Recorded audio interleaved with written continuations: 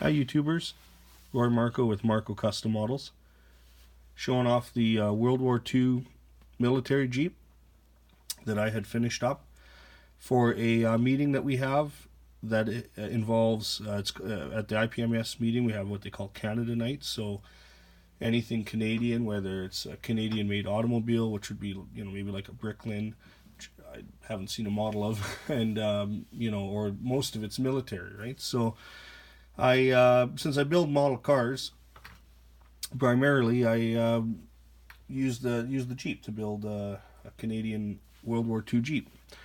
So this was my take on it, and it's built as like new condition, and it's done in olive drab green. The green is from Model Air, and that's airbrushed on there. And so you can see all the way around. What I did to modify on this Jeep was I drilled out a couple of holes on the spare so that you can see, like, there's only 3 bolts that hold the spare on, 3 nuts I mean. And then the World War II Jeeps didn't have a tailgate. The kit has a tailgate, so I smoothed it over.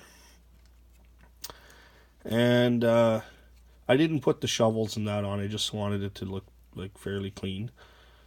It has all the factory shifters. Those came in the kit.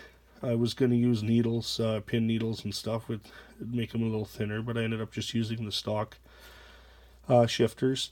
The steering wheel in the Jeep actually came out of the other AMT release of the sort of the CJ. It was a lot thinner and nicer casting than the one that came in the Hogan Heroes AMT Ertl Jeep there.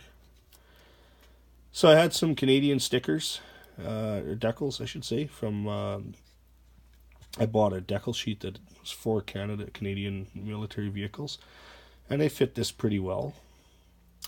The mirror it's got a brass arm, if you can see there, instead of it being plastic, so it's nice and fine, and also nice and strong.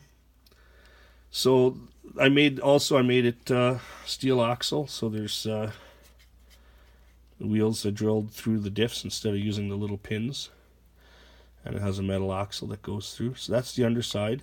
And I also had to make my own exhaust system. That is made with plastic, not aluminum or anything like that, but I made that exhaust system. The original one kind of runs down and around and comes out the back, and it's not really correct for World War II Jeep, at least on the research that I did.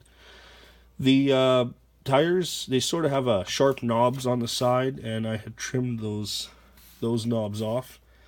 If you can see, sort of round the tire off a little bit, give it more of that Jeep tire look. They're a little wrong for World War II tires, but sort of what you have to work with. And I built this rack that fits on the back, just out of some styrene, to represent the tubes that would go for the top, to hold the top mechanism up. And then the windshield does fold forward on this and allow it to sit down, so you can pose it with the windshield down or windshield up. And of course the hood does open up. It doesn't really have any hinges, and I didn't make anything to sort of keep it on there. You can prop it up though. If you're careful, you can set it up like that so you can see under the hood.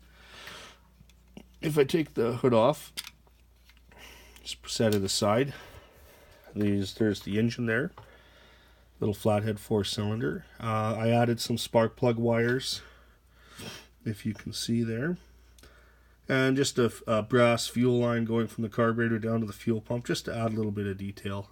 I didn't do any battery cables or anything like that. Underside. One of the things I did do, you might not be able to see in the video, is on the bottom of the air cleaner, there was a big void, as well as the battery. I had actually glued on flat plastic on bottom of both of those, so that if you do look underneath and see, it's flat. You don't see a void in there.